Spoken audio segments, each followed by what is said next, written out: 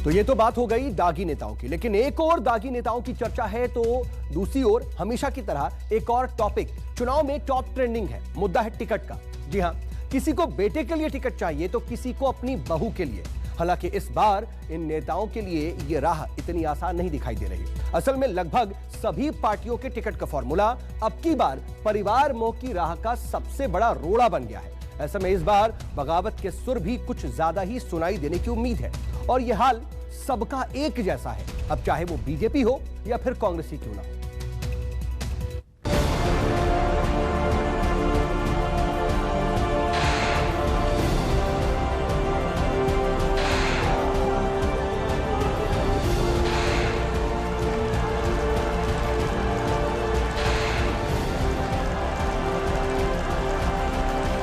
भरमार है ऐसे लोगों की जिन्हें ताकत चाहिए सत्ता की, सत्ता चाहिए जनता के नाम पर, नारा लगाते हैं लोकतंत्र का, लेकिन टिकट चाहिए बेटे के लिए, भतीजे के लिए और बहू के लिए। उत्तर प्रदेश, उत्तराखंड, पंजाब या गोवा, बहुत लंबी लिस्ट है उन नेताओं की जो सियासत की बहती गंगा में हाथ धो चुके हैं और अब अपने परिवार को डुबकी लगवाना चाहते हैं। हालांकि इस बार पार्टियों का एजेंडा भी अलग है और रणनीति भी, जो पुत्र मोह और बहू मोह में पड़े नेताओं पर भारी पड़ सकता है। हरक सिंह रावत की ये तस्वीर तो याद होगी आपको, जब कैमरे के सामने दिल का गुबार फूट पड़ा था और ये दर्द आंसुओं के रास्ते निकल रहे थे। बीजेपी का आरोप है कि हरक सिंह रावत अपने लिए और अपनी बहू के लिए टिकट मांग रहे थे, ब्लैकमेल कर रहे थे। बदले में बीजेपी ने इन्हें पार्टी से बाहर का रास्ता दिखा दिया। पार्टी हमारा परिवार बड़ा परिवार है, हमने कोशिश करी हमेशा उनको लेकर चलें, लेकिन यहाँ पर चूंकि स्थितियां ऐसी हो गई कि वो अपने समेत अपने परिवार के लिए और अन्य लोगों के लिए पार्टी पर दबाव कर रहे थे, तो इसलिए पार्टी ने निर्णय लिया। हालांकि हरक सिंह रावत ऐसे दावों को खारिज कर देते हैं। उनके दिल में दर्द इस बात का है कि उन्हें बीजेपी ने बिना कुछ कहे और बिना कुछ सुने निकाल दिया। मेरे बहुत व्यक्तिगत संबंध थे अमित शाह जी से, नड्डा जी से, प्रहलाद जोशी जी से, सबसे बहुत अच्छे संबंध थे। एक बार मुझसे बिना बात किए हुए इतना बड़ा निर्णय उन्होंने लिया, मुझे लगता है कि विनाशकालीन विपरीत भी। मैं एक चीज जो आप बता दूं, मैं अगर कांग्रेस छोड़ के भाजपा में नहीं आया होता तो मैंने भाजपा सरकार से 4 साल पहले रिजाइन कर चुका होता, क्योंकि मुझे बहुत मंत्री का शौक, पद का शौक नहीं है, बहुत बार मंत्री रह गया हूं। उत्तर प्रदेश में इस वक्त रीता बहुगुणा जोशी का नाम बहुत चर्चा में है। प्रयागराज से सांसद रीता बहुगुणा जोशी लखनऊ कैंट से बेटे मयंक जोशी को चुनाव लड़वाना चाहती हैं, जहां से वो खुद 2 बार विधायक रह चुकी हैं। इसके लिए वो अपनी सांसदी तक छोड़ने को तैयार है। रीता बहुगुणा जोशी का कहना है कि उनका बेटा 12 साल से बीजेपी में काम कर रहा है, ऐसे में उसने टिकट मांगा है और ये उसका अधिकार है। अपनी लोकसभा की सीट को अभी त्याग देती हूँ और आप टिकट दीजिए। क्यों? क्योंकि देखिए, मयंक जोशी का हक बनता है। मैंने उस सीट को 12 साल सिंचित किया, 12 साल से वो मेहनत कर रहा है, तो देयर इज नो रीजन।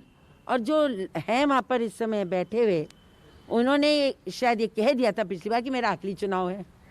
65 के वो भी हो रहे हैं, युवा ढूंढ रही है पार्टी।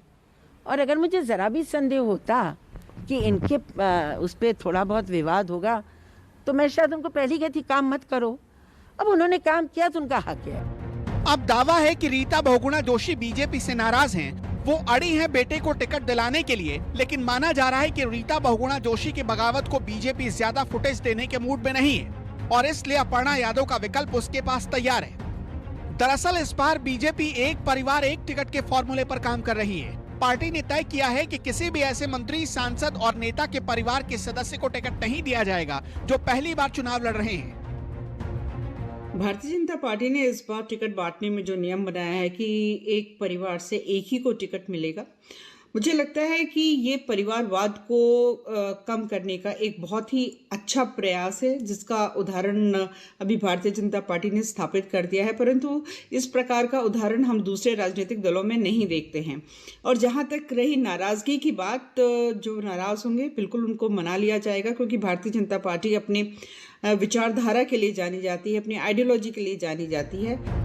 अब बीजेपी की पॉलिसी की वजह से बहुत से दिग्गजों का अपने परिवार के लिए टिकट का सपना टूट सकता है, जिनकी लिस्ट बहुत लंबी है। खबर है कि राजस्थान के राज्यपाल कलराज मिश्रा बेटे अमित मिश्रा के लिए देवरिया से टिकट मांग रहे हैं। बिहार के राज्यपाल फागू चौहान को बेटे रामविलास चौहान के लिए मऊ की मधुबन सीट से टिकट चाहिए।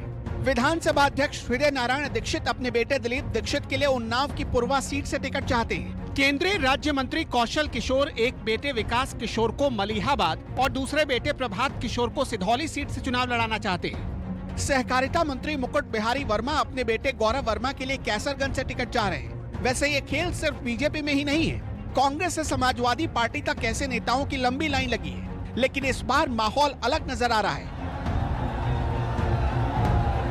उधर कांग्रेस ने भी पंजाब में 1 फैमिली 1 टिकट वाला फॉर्मूला अपना लिया है, जिसके तहत हर परिवार से सिर्फ एक ही कैंडिडेट चुनाव मैदान में अपनी किस्मत आजमा पाएगा।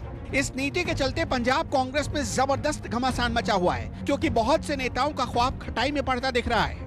अब मुमकिन है कि अपने अरमानों को पूरा करने के लिए ये लोग बगावत का झंडा बुलंद कर दें। ऐसे में चुनाव से ऐन पहले ये चैलेंज किसी भी पार्टी के लिए मुश्किल बनने वाला है, ये तय है। Bureau report, news 24।